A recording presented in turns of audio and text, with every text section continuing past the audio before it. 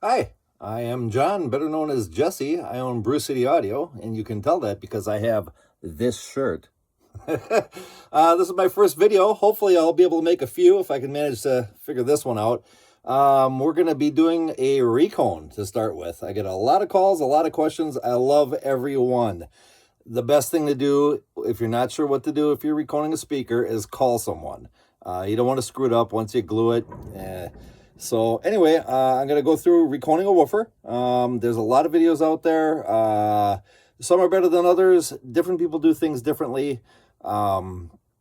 There's a lot of ways to do some of the steps. I'm going to show you how I would recommend doing it, which is, the easiest way and what'll get you through and get you a good result. So if I can figure this out here, and I can't. Let's see. Okay, I hope this is part 2 here. So anyway, this is reconing. I think I got this set. So this is a REW12 woofer, very common woofer. You're going to see a lot of them. And this one, obviously, somebody tried some car silicone or whatever. The first step is basically the same for every woofer. You got to tear it down and get it cleaned up. So we will start with this here. This trim ring here, I'm not sure if we're going to be able to save it or how easily that silicone will come off. Sometimes you can just pry these things off. You don't want to break it because they're hard to find. Well, it actually came off pretty easily. And next thing is getting the cone out. I'm going to see if I can show you something here. I don't know if you're going to be able to see it. Just for reference, if you're... Let's see if I can see this. I don't know if you can tell or not in this video. The spider is kind of warped on this one. We're reconing it anyway, so it doesn't matter here. But if you're refoaming a speaker, you can maybe see it better here. That spider should be flat across like a record. Sometimes they get sunken in like that, and that's no good. Sometimes they get kind of domed out like that. That's not really good. And it's probably hard to tell on this, but it's just not even going across. It's lower on the left side, higher on the right side. Sometimes they kind of go patink, patink, patink. When they go up and down. When you get a spider like that, it's best to replace it. That's unfortunately not as easy as refoaming, but just thought I'd throw that in there. Let me see if I can get this back up there. So, okay, we got our trim ring off. Next thing would be cut out the assembly. Actually, just gonna go like this. Cut the foam all the way around. Now you got, if you can see this, you got 2 tinsel leads here. You can cut those. And then you're going to have the spider down in here. You can cut that all the way around.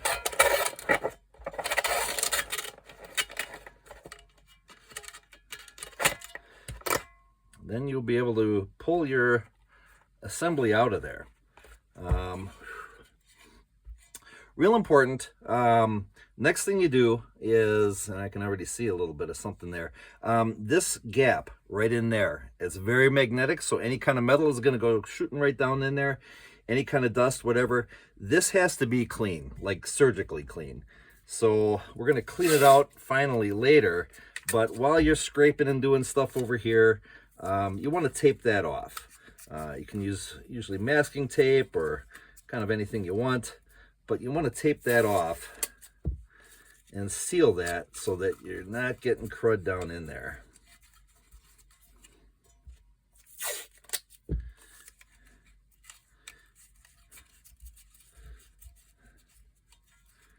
Like that. Get that sealed.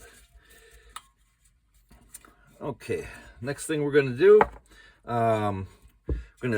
this needs to be cleaned off pretty well. Spider needs to be cleaned off pretty well. People do it different ways. A lot of people use chemicals. Some people use heat. I usually use just my drill with a little grinding wheel on it. Let me just grab it here.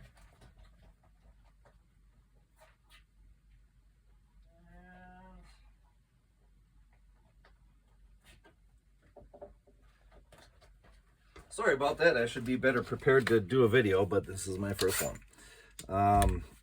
So anyway, first thing I do, scrape off as much of this on the outside as you can. I usually use just a sharp knife. Press real hard.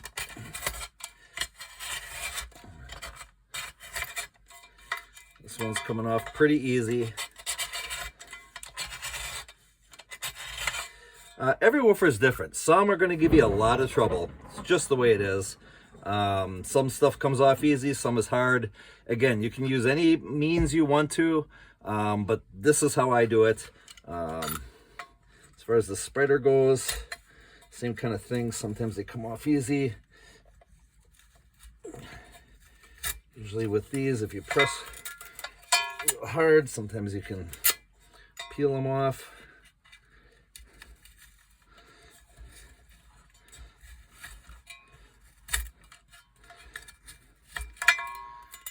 That's most of it right there. Now there is glue, epoxy, stuff like that on here, and you do want to get that off. So again, you can use a scraper, you can use chisels, you can use sandpaper, you can use razor blades, you can do anything you want. I usually use a drill and these little sandy discs. They work good for me. Again, you can use any method you want, but this is what I use. And then I hope you can see this. I can't tell if you can or not. But I just start grinding around it and cleaning that off.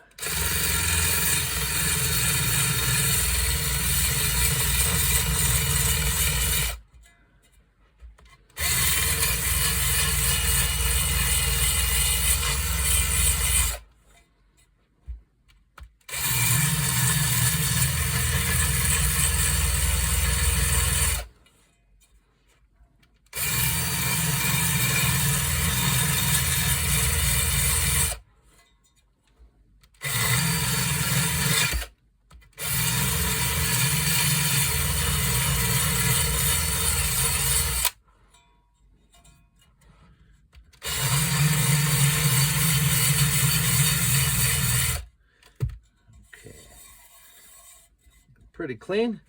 Same with the spider landing area.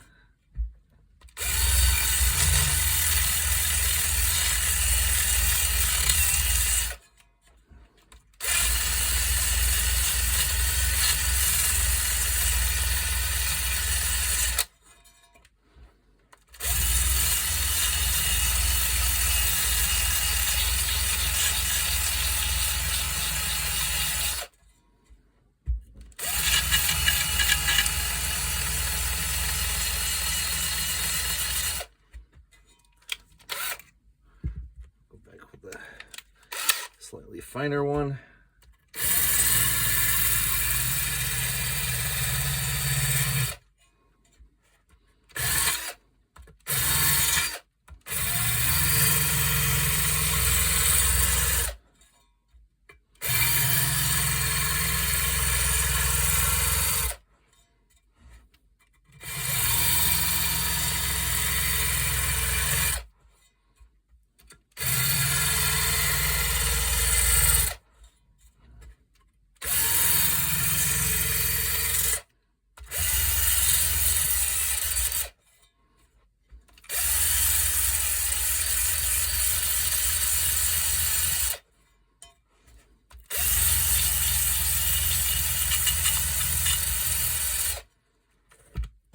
Off all your aluminum dust there. All right, looking pretty good. Then a lot of times, like you saw me jump over the edge there a little bit, and these get a little bit discolored and oxidized and stuff like that. I usually take like some 3M cloth or whatever this is and just kind of go around, rub real hard, smooths out the front, smooths out the appearance. A little bit of goo or something on there.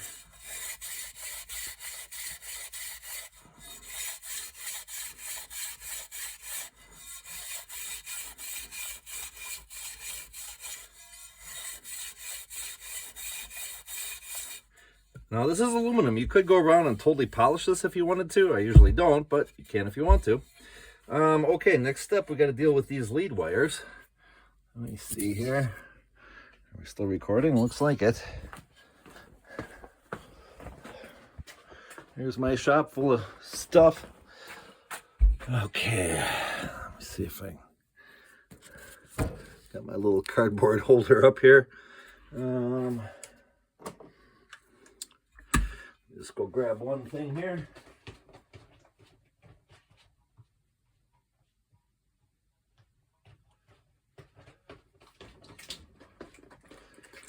Okay, so we want to desolder these lead wires.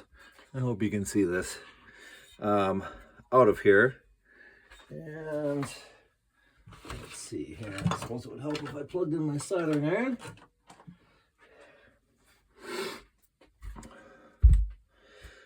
Again, on some of these steps coming up, different people do things different ways. It's not that one way is right or wrong necessarily in all of it. Some people might say, well, that's not how you do that or whatever. People do things differently. I have pretty good success rate with these, so if you do it the way I do it, you'll be all right. If you want to do a certain step another way, feel free. But just kind of heat up where that lead is and pull it out. Same thing with the other one. Now, if you have a desoldering bulb, you can use that to pull. So if you see, I hope you can see that, those holes kind of filled back in with solder. Now you can use a desoldering bulb, you can use a brush to get it out of there. I usually use a drill and what I found to be the right size drill bit. And I just drill out those little solder middles. You don't want to drill bit too big, because then you'll drill out the rivet that holds that to it. So again, however you want to do it, you can use an acid brush that looks like this, and wick that out of there, or you can drill it out or do whatever you want. So okay, we're ready to clean things up over here. Uh-oh. I hope you could see some of that. I think my phone may have moved unintentionally up on this little cardboard thing I have up here. Anyway, if you didn't see that, I used the soldering iron to heat up the wires, pulled them out, and then just drilled out the middle of these holes just a little bit to make sure you'll be able to get your lead wires through there. All right, back to the cleaning area.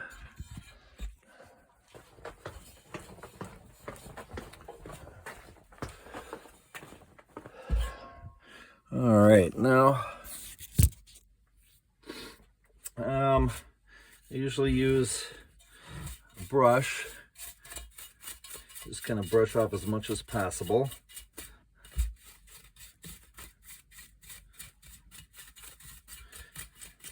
As much out as possible. Then if you have it, compressed air is great. Pardon the noise here while I turn this on.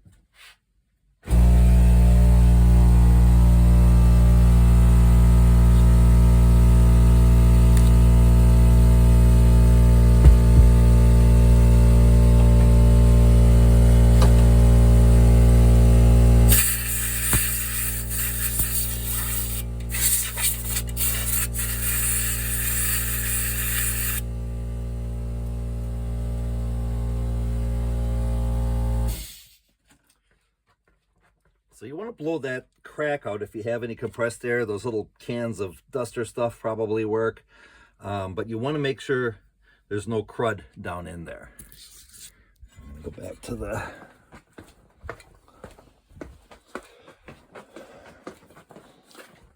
let's see here.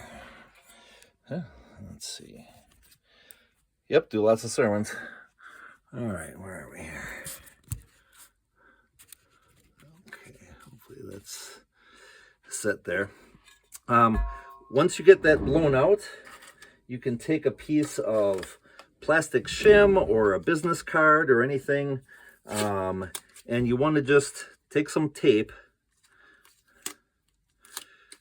put it sticky side out backwards over a business card or something like that.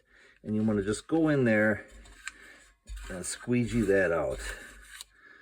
You can see it picked up some dust.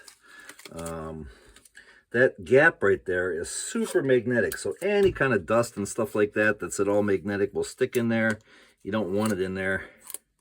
If you got a crud, you got a piece of, if you use like a wire wheel on a drill and stuff like that, those little barbs will definitely want to go down in there. You don't want that.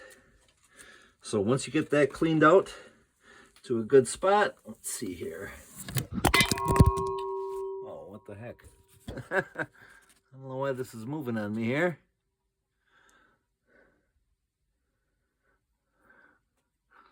Well, let's see if that's going to stay.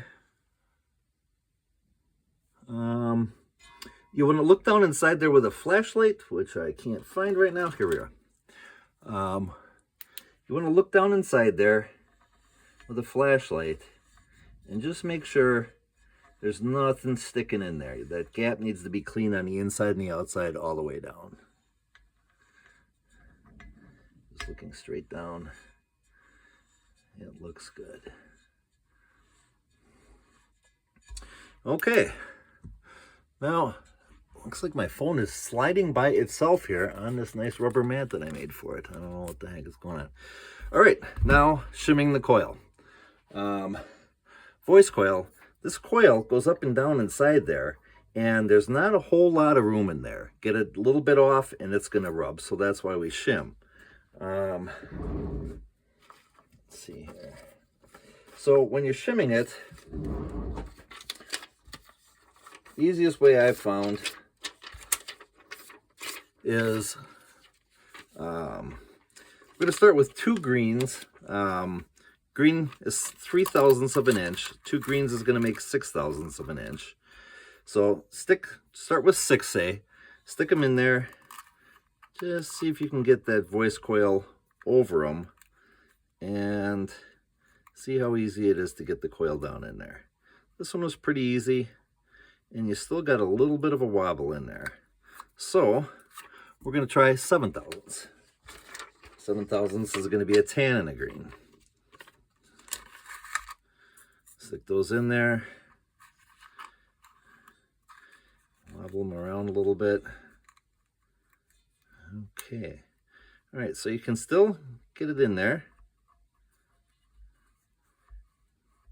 Moves pretty freely. Still be able to get the shims out. So we're going to go up to 8/1000ths. See if it fits. Don't use the shims to get any dust down in there. So blue is 5, green is 3. That makes 8. Go up to 8 and see where we're at.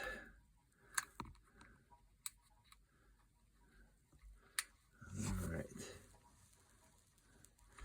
Still pretty good. We'll try 9. What the heck? Sorry guys, I don't know why.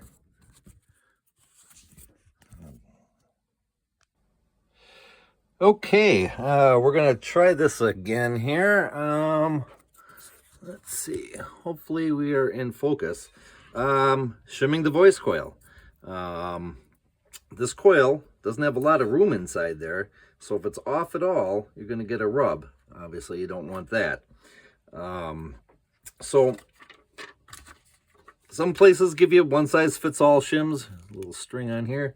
I give you 4 shims of different sizes.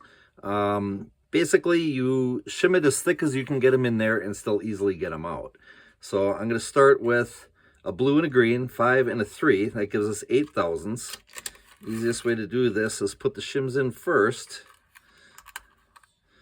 And then kind of lift the shims up a little bit, wiggle the coil around, and get it in there.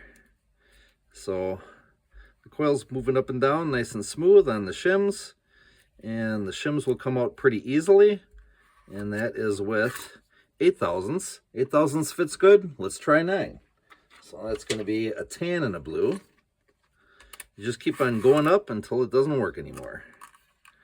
So we got 9/1000ths of shims in there. Okay. All right, these go in and out pretty easy. Coils going up and down nice and smooth. Normally you just keep going up until you can't get them. I do a fair bit of these, so I know that this is right where they're at. So on this particular woofer, 9/1000 is what's working. That's why I give you the different shims. A lot of places, the one size fits all. Yeah, it's shimmed, but if it's taking 9/1000 and you got 5/1000 worth of shims in there, you still got 4/1000 worth of play. You want everything as centered as possible. So now we know what shims we need in our assembly here. All right. This next step here, different people do differently. I've seen some videos. Again, different people do this differently, but this is how I do it. So I start with putting the spider over the coil. Now we want to set our coil depth. That's actually pretty important. The coil depth is the distance between, technically, the landing of the spider and the bottom of the coil.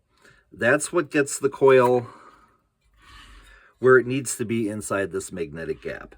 If you have the old assembly, you're golden, because we can just go off of that. If you don't, I'll try to make another video.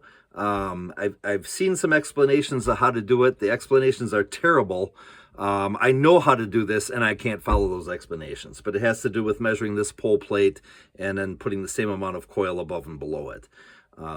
But hopefully you have the old assembly, and you can use that as a guide. So now on the old assembly here, here's the bottom of the spider, the bottom of the coil. That distance there is what we're going to try to mimic. What you can do is take a piece of paper or a card or something like that. So I just took this shim here. Now from the bottom of my coil, hope you can see that. I'm using this plastic shim. The bottom of the coil goes right to basically where that little mark is on this marker here. This is what I'm using. You can use a ruler, whatever you want, but this distance here is what you want to mimic. So that is right there. You're going to take the new one, and you're going to get your same distance.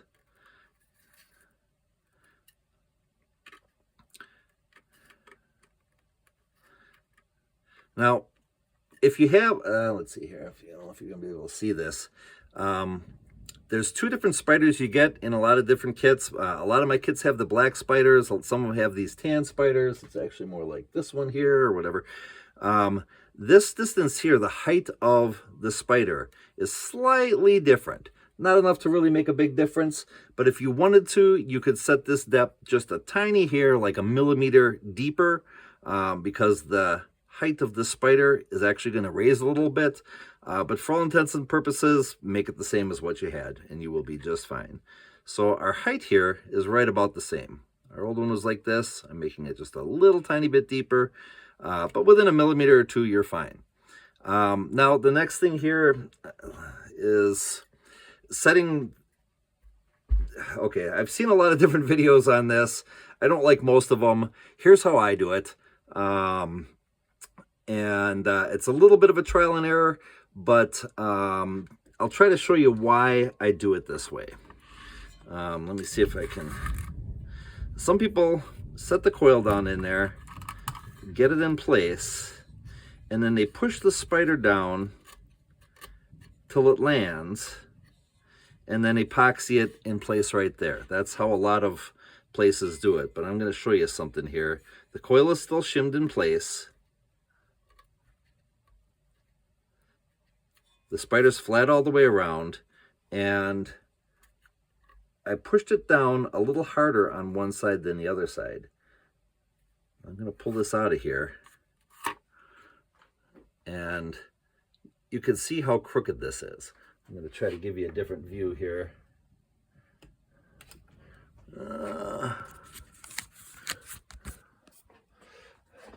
Okay, so I did it the way a lot of places do it.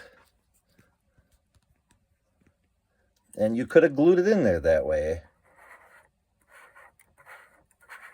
It's not too bad. I've seen it a lot worse, but what you don't want is that spider wobbling like an old flying saucer. Let me see if I can just, I think I pushed it down. So if you see here, the spider wobbling around like that, you don't want that. You want the spider completely flat in relation to that. So a lot of times if you do it the way, you know, put the coil in there, push the spider down to it. If you don't push the spider down evenly, it'll be down harder on one side of the coil than the other. You can glue it in place. The shims are holding it in place. At that point, it's all aligned. But the second you take those shims out, the spider's trying to push that coil crooked. And you don't want that. You want everything smooth and you want everything completely balanced. So, I don't know how I'm going to do this here. How I can hold this, and let me try this. Sorry about this. I guess I should. Okay, I'm unfortunately not really well set up to show this. What I'm trying to illustrate here is that you don't, let me see, can I see? Yeah, you want to make sure your spider isn't wobbling around like an old flying saucer. You want that thing to be straight. So what I do is I stack up CDs until they're about the right height. I slide this right over and I spin it, push a little bit, spin it, push a little bit, spin it, push a little bit.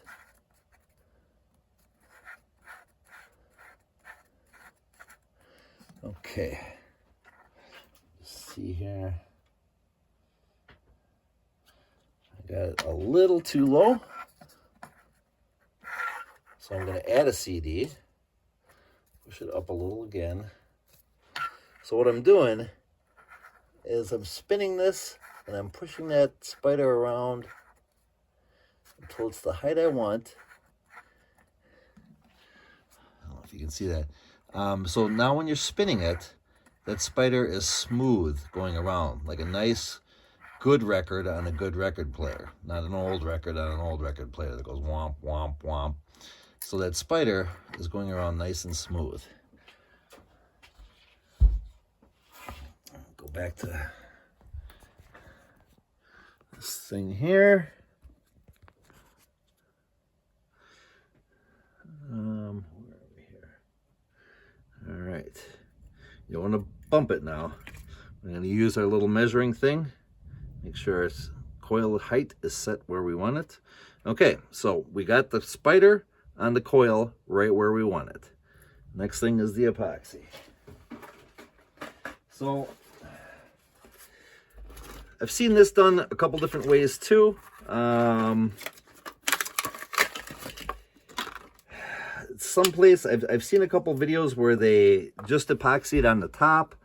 Now, if this was a 10-watt transistor radio speaker, that would be just fine. But this isn't. This is your Cerwin Vega woofer, and you want this thing to pound and take the watts. So, Cerwin, if you look at any one of these coils that I have here, when Hepner, the company that made these woofers for Cerwin Vega, they always did a bead of epoxy on the bottom and the top. So we're going to do the same thing.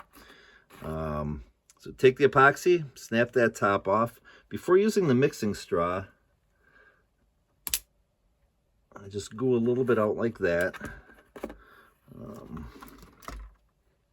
I hope you're seeing this here.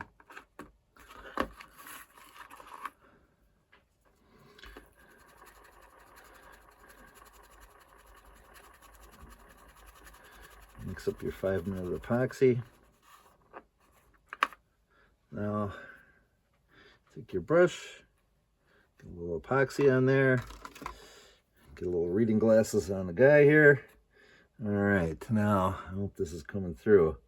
I real carefully just roll a little tiny bead of epoxy from the coil to the bottom of that spider.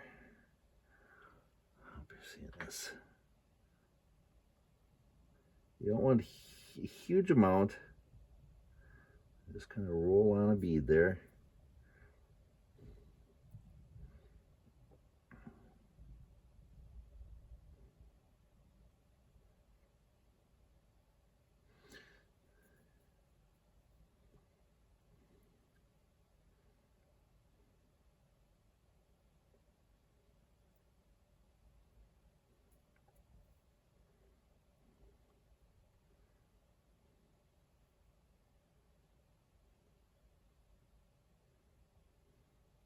Okay, so hopefully you can see that there. There's just a little bead of epoxy going around. You set this upside down. Let that harden up a little bit. Next step is to get our cone prepped. And let's see here.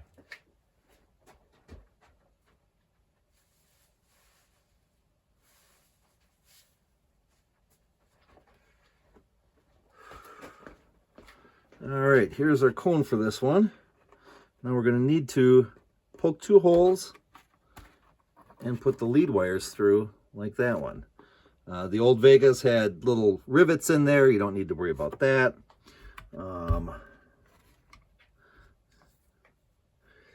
So let's see here. You're going to want the spacing about the same as this. Maybe 3/4 of an inch down, 7/8 of an inch apart, something like that. It's not super critical. These cones are a little bit tough to poke through. Try not to poke your finger.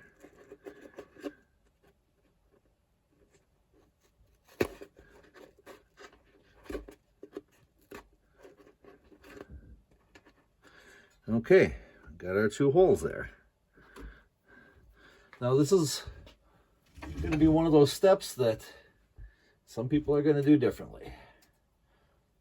This is how I do it. Or how, well, not on every woofer, but so get your lead wires through that. And then take a little bit of the black glue and I put a little blob on it. Like that. Kind of wiggle that in and out a little bit. Like that.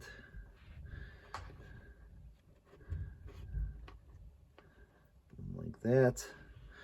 Okay, that gives you a slightly rubberized connection on the bottom there. And later on, we're going to do the soldering on the inside when the woofer's more together. But let this dry for a few hours. Again, other people have a different method of doing that kind of thing. You can watch videos and do it any way that works for you. But I'm showing you the way I think would work easiest for most people, unless you've done a million recones. And if you've done a million recones, you're not watching this video. So, okay, this you can just set aside a couple hours until that dries. All right, now we are back to our coil, which is all set up.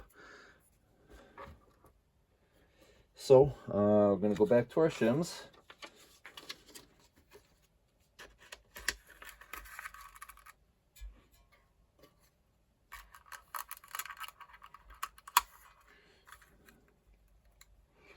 Double check that that all fits. Okay, so our shims are in there. We know this all fits. Everything seems to be working pretty smooth. There's actually a little bit of a rub in there. Is this the right coil that I did here? I got a bunch of them all over the bench.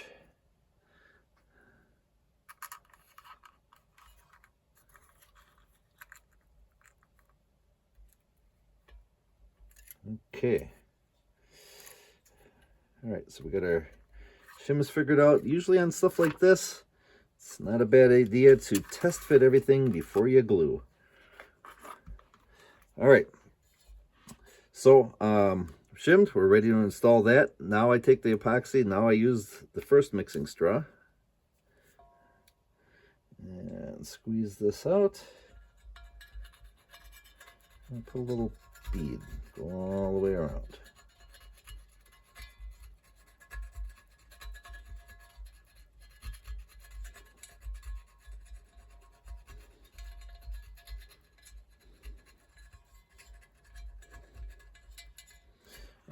At this point, these little tabs on these things get loose. So I take this tab, straighten it right here, and I put a little bead of epoxy also right there, just to hold that on better. Sometimes these little things break off, so I do put a little bead right there. Okay, so we got our epoxy going around, our shims are in, our coil's going down. Now these lead wires should line up with these. Doesn't have to be exact. Put that down there. And then usually what I do is I put another little bead of epoxy going right around on the top of the spider.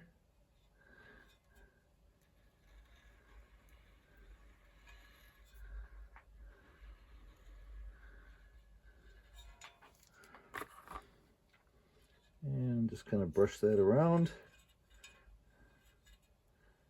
The brush is kind of hardened up already.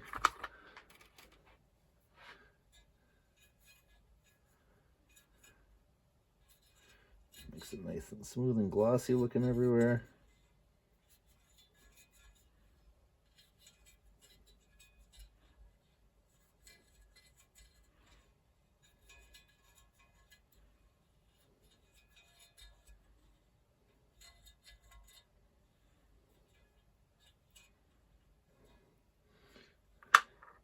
Okie dokie. Now that needs to set up for a few minutes. Once it does, we can take our cone. Now that black goo there, through the miracle of non-video editing, this is one I did earlier. Now we can test fit our cone. So we're gonna have these coils line up to there, go over those wires, and test fit our cone on there. Goes right over. It's a little tight. If it is too tight, you can use, just about anything. You can use sandpaper. Most of my coils and cones and everything fit pretty good. I have this here for opening them up. Just sandpaper wrapped around the tube. Use like that to open it up a little bit if it's tight. You can use, where is it here? I have this little beer glass here, which you can kind of put in there, open it up a little bit. It's not like you got to take off a 1/4 inch or anything like that. You still want it to be pretty tight. But if you can't quite get it on there, you can open it up just a little bit. So this is going to go over just like that. All right, now we got our fit. All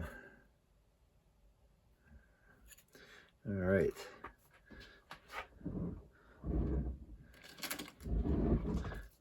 Let's use a second straw there because that's probably hardening in there. Usually I let it set up a little bit more than that, but I think we'll be okay here. Next step is to go around, get a bead of glue right around the spider to the coil on the top. You don't need a giant bead. You just want to get it in there.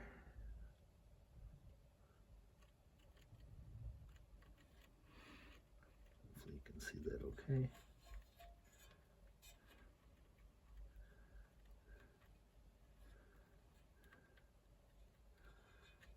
All right.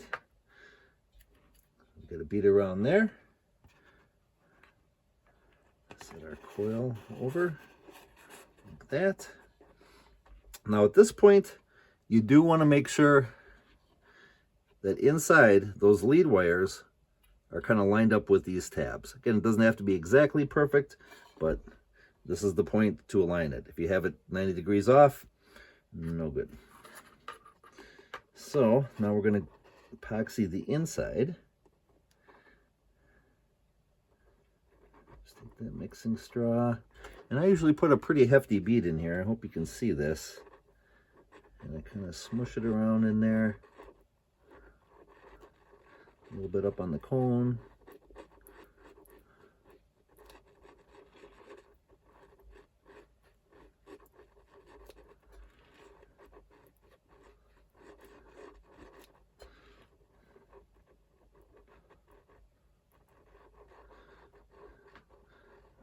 Okay.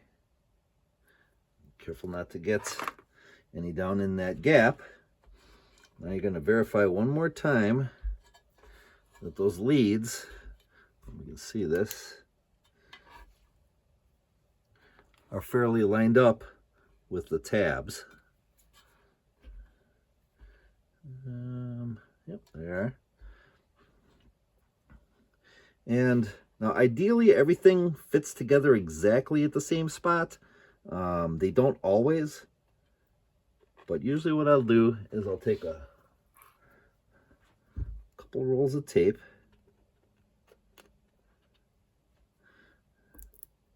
set them on there, just give a little bit of pressure on that cone, sink it down.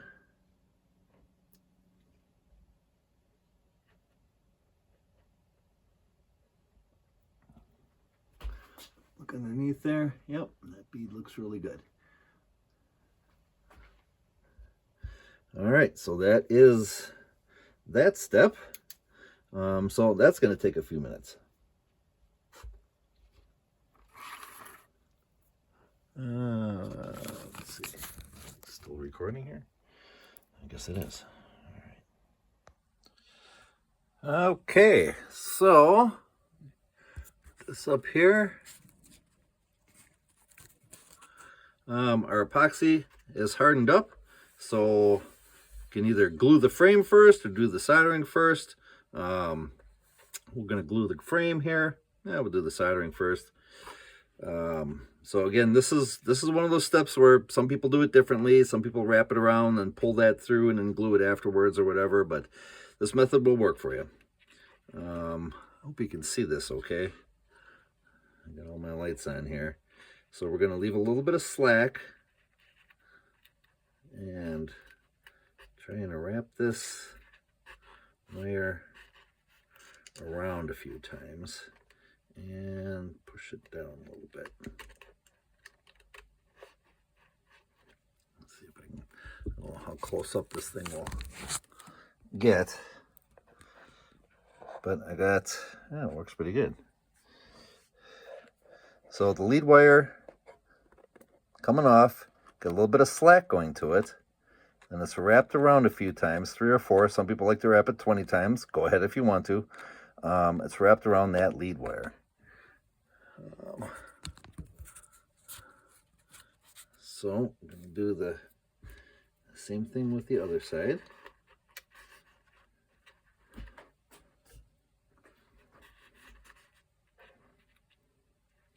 A little bit of slack.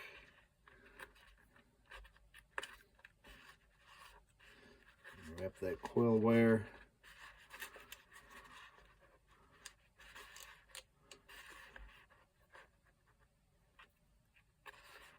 around a couple times, push it down a little bit.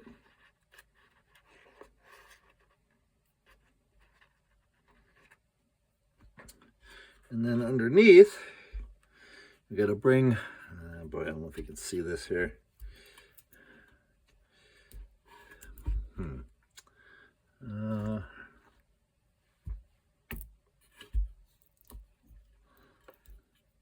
Bring these lead wires through the holes. It's not the angle I usually do it at, so I'm going to have trouble here.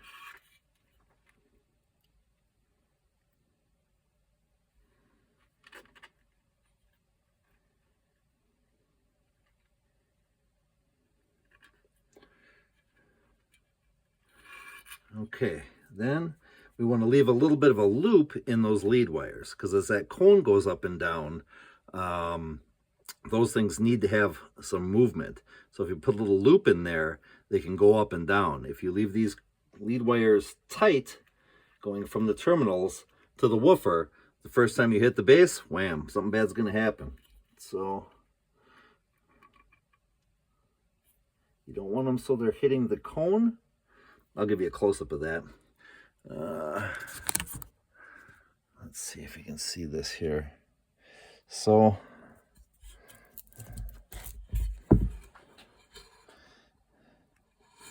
the lead wires have that loop in there that looks like that. Again, you don't want it all the way up to the cone. You want a little bit of a space. You want to have a little loop like that. And on these inside ones, you can see this is how I did it.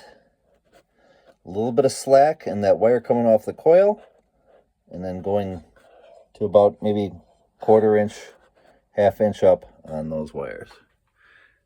Now we're going to solder those.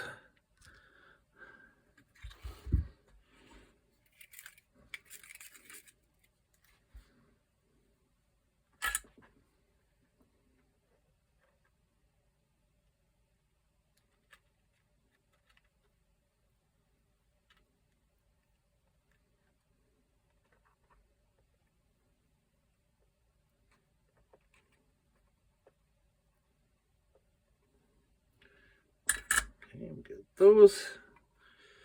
I'm going to try to do this so you can see here again. I normally don't do this from this angle, but there we are.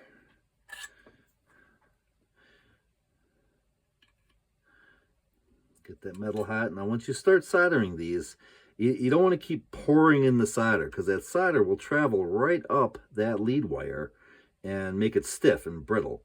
So you just want to get enough on there to make that connection. So, okay, our tab is all nice and hot there, and boom. Okay, that's about all you need.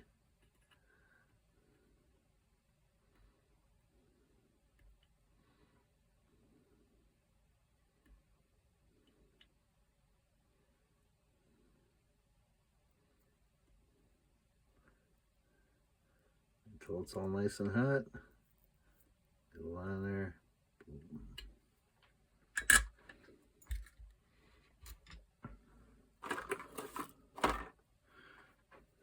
Cut those off.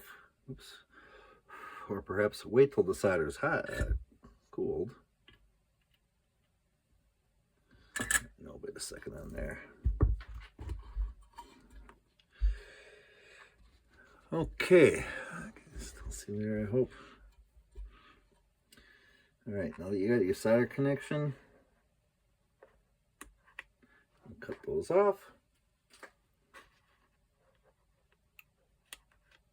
That. Get a nice soldered connection right there. What I do is I pull this back and kind of use this to mash it down.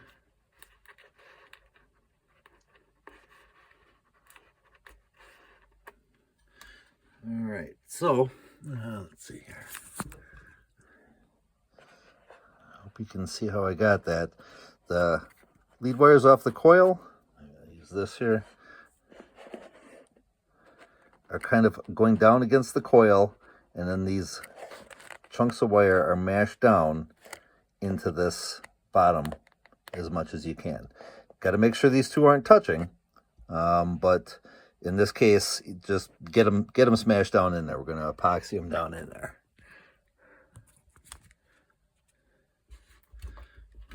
All right. So, mix up a little more epoxy here.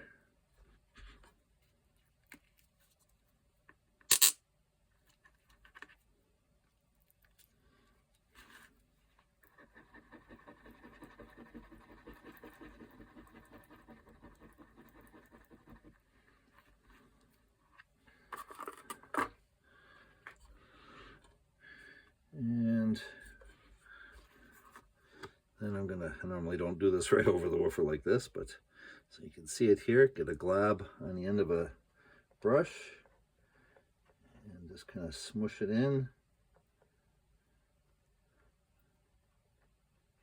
around that.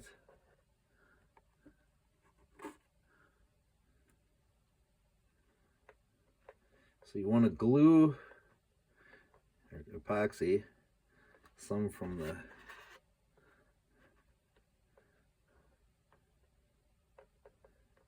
basically you don't want this rattling around in there. You want to get the lead wires from the coil epoxied on the coil going down, and you want to get those wires, tinsel leads coming in a nice little ball of epoxy right there, so there's no rattling around. And then on the bottom, Now that our solder's hardened up, cut these extra lengths off.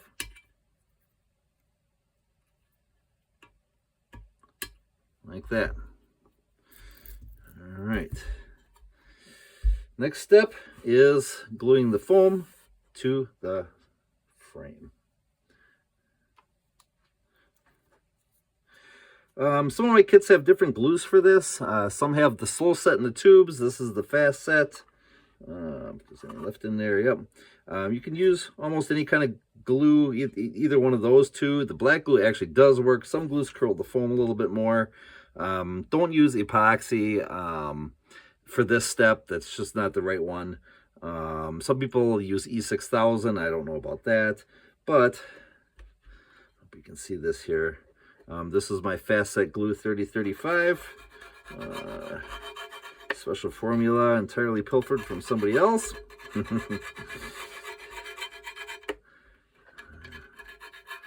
Get a bead of this going around. Don't need so much that it's globbing down all over the place. Just enough that when you press it down, you get a good bead inside there.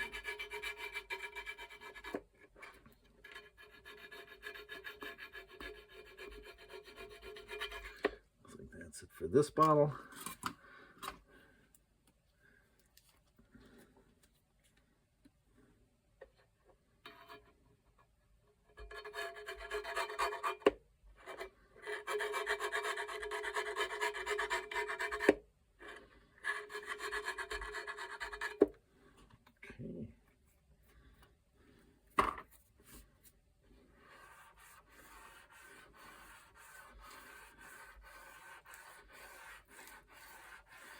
Okay, so now that glue is pretty well spread on the frame and on the foam underneath it. Lift this up a little bit here. Little air in there. Even though this is a fairly fast setting glue, it does take a few seconds. So we've got glue on both sides and we're letting it gas off right now. And while we're doing that, we can start thinking about the dust cap, the dreaded dust cap, the hardest part about this whole job. There's I've seen a few videos on that. Here's how I do it. Well, actually how I do it is I made this groovy jig right here, which goes right in there, and I can just go around with a pencil and make my mark, but you don't have that, so I'm going to show you another method. I'm just going to go like that, and there's my dust cap line, but you don't have that thing. So here's what we're going to do. Take your dust cap. I like this purple tape. It's 3M super delicate, 3M Scotch, 2080 delicate, whatever. It's purple. That's good.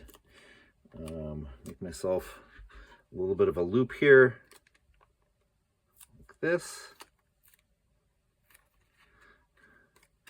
Just kind of stick that on the dust cap so that you have a little bit of a handle. Now, a lot of people guess on this. We're not going to do that.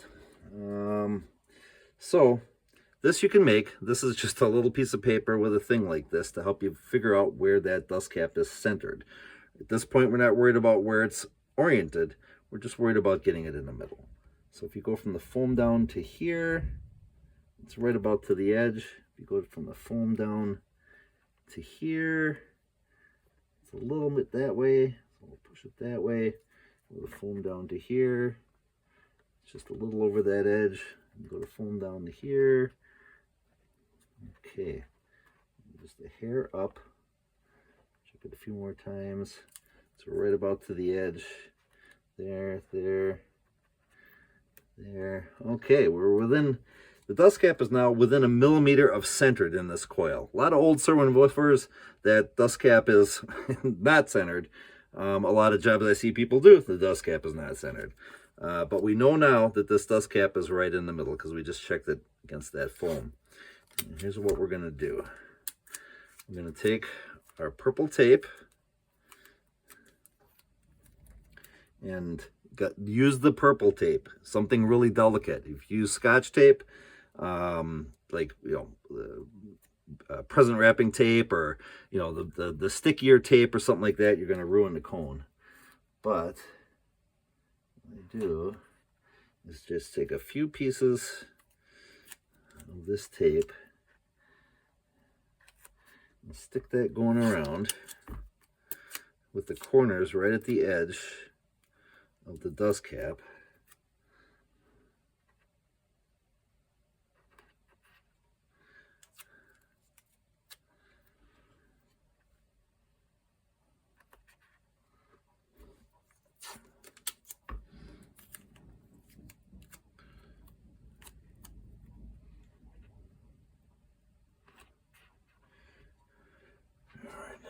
Checked here. That's gonna be about top there. Okay, so now we know that when our dust cap is just inside all these little pieces of tape, we're in the middle.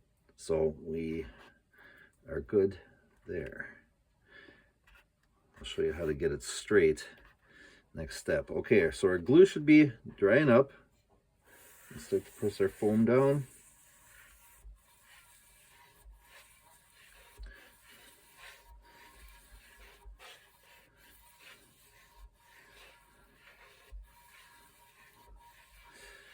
Now, if you have the slower setting glue, which is in some of my kits, it looks like this, that will take a little bit longer. Some people take that trim ring and clamp it on there to hold it while that's drying. You can do any method you want, or you can just keep pressing it down. But that should be starting to set up now. Okay, so we know where our dust cap is centered. Now we have to get it oriented correctly, and that's what I see messed up a lot, and it drives us all nuts, right? So let me find that trim ring. Give me a second here. Let's see here.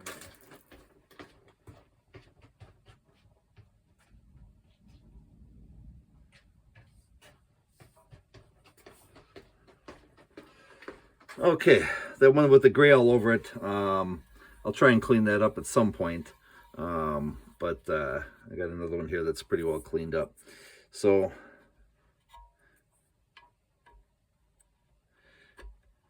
I'll put this on temporarily.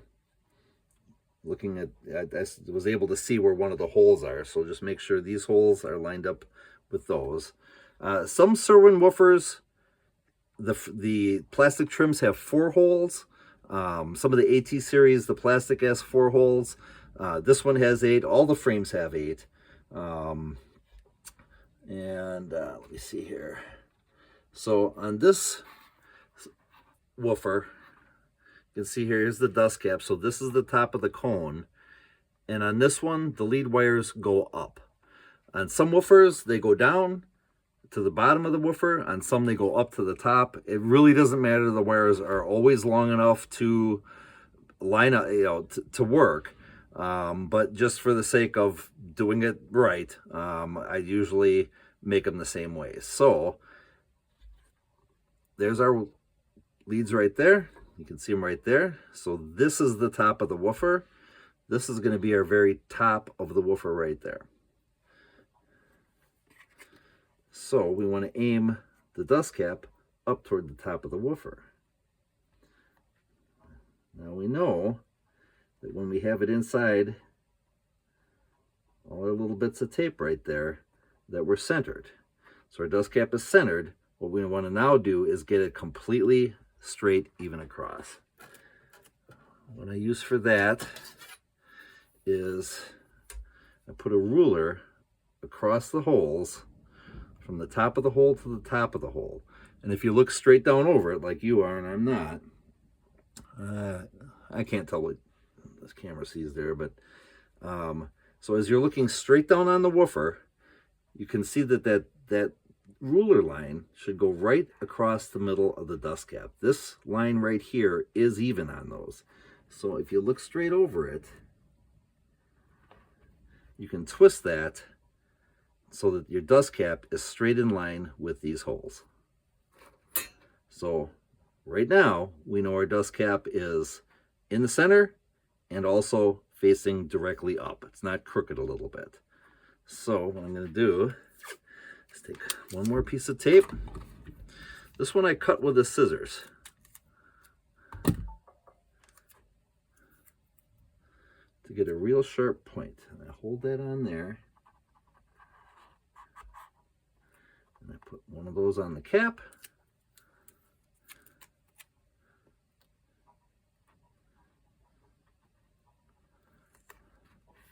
And one of those on the cone. So we got tapes showing the middle, and we got a sharp one here and a sharp one here. Line those up. Now our cap is lined up. We'll be good. So when we go to put this cap on, all we got to do is line up that point first, get the other ones in the middle, and our dust cap is perfecto. All right. Now gluing the dust cap.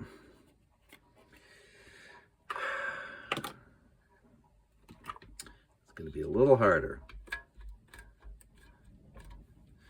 Okay, so at this point our glue is stuck enough. Now there's one step here you don't want to forget. Take the shims out. You can't leave those in there. Okay, so our cone goes up and down with no rub. Later on, when it's glue's a little drier, we'll crank on a little harder. But next step is gluing the dust cap.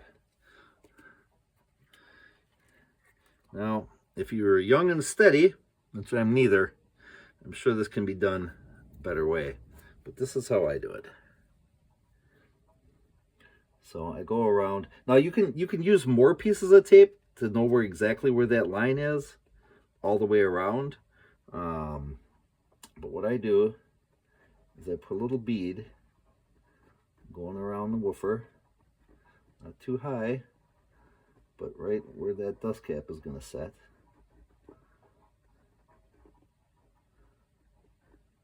Again, you can use like 30 little pieces of tape if you want to have a better idea of exactly where that cap lands. All right. And then I take, I hope you can see this. So I kind of squeeze it out and get a little bead right on that ridge. So it's lifted up just a little bit on that ridge, and then I put a fatter bead just inside it. Get this cap on there quick enough that'll kind of sink down. Oops, a little too much there. So get a little bit of a raised bead, and then a little fatter bead inside.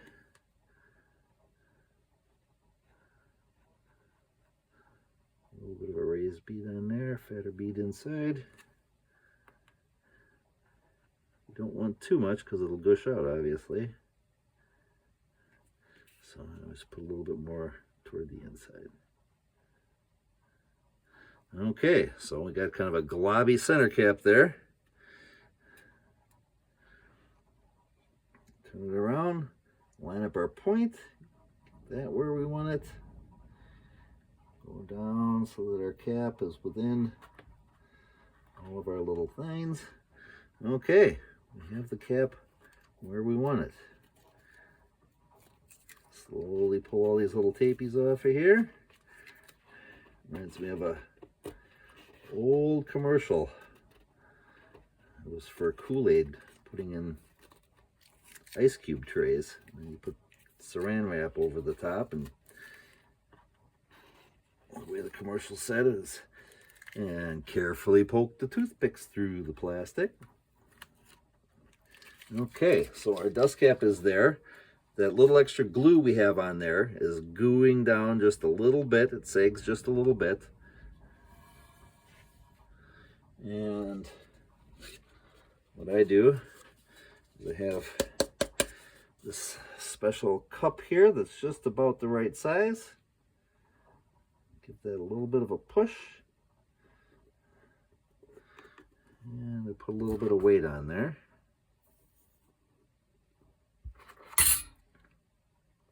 Just gives that center cap a little bit of a gush going down.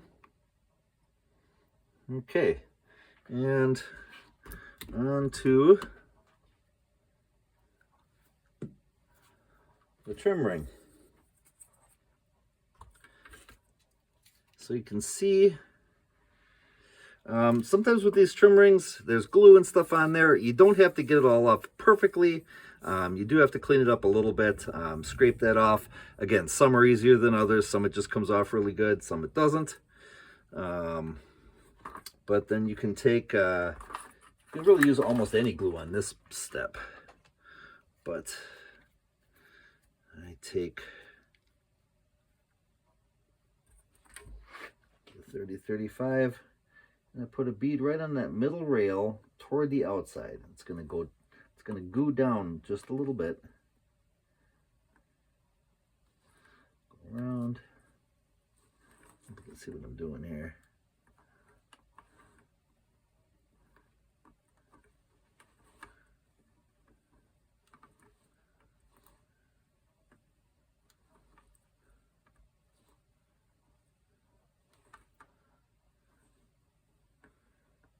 Okay, so I got a line of glue on that middle rail. Now I go around and I just put a little tiny line of glue right on the foam frame edge. Kind of skip where the holes are. You don't have to, the screws will go right through, but I like a nice neat look. Sometimes you can see the screw holes, sometimes the foam covers it up a little bit. You can just kind of feel for them. Do enough woofers, you kind of know where they are.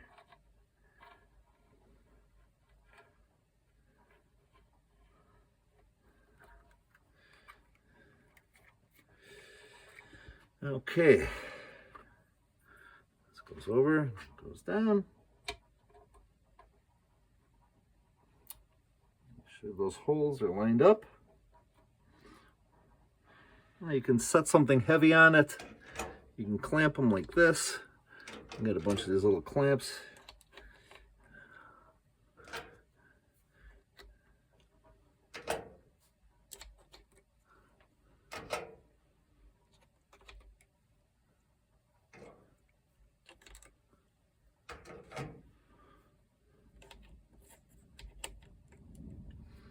There we are. Now that's going to hold that on until the glue dries.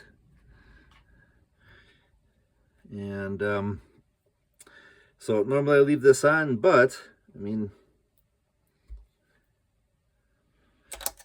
pop those clamps off, and here is your,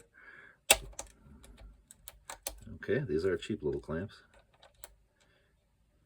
Here is your Cerwin Vega woofer.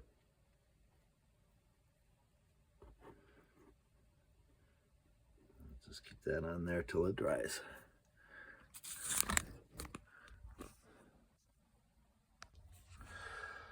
Okay, so that has been drying for a little bit. Let me see here. Take our clamps off here.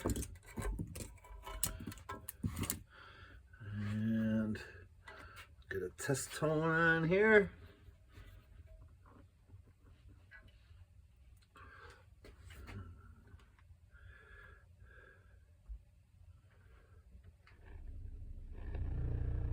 There we are. Good movement, no rubbing. You can see that.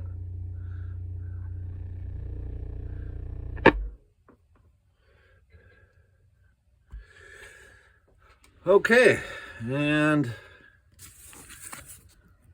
let's see here. So we went from this to this. Looks all right. Let me see here.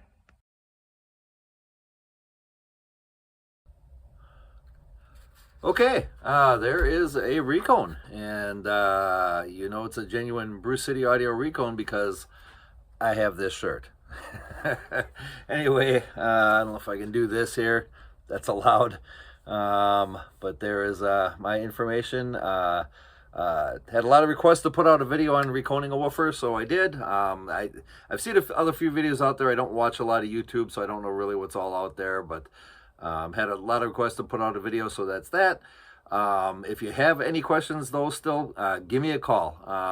Even if it's on another woofer, or if you didn't buy the parts from me, I don't care. If you got a question on your Cerwin Vegas, give me a call. Happy to help anytime. Everyone always says like and subscribe, so I guess do that. and I will try to put out more videos in the future. I'll try to get, obviously, a refoaming one out there. Probably another one of just about how Brew City came about and how I came about and all that kind of stuff. So anyway, thanks for watching, and we'll see you in the next video.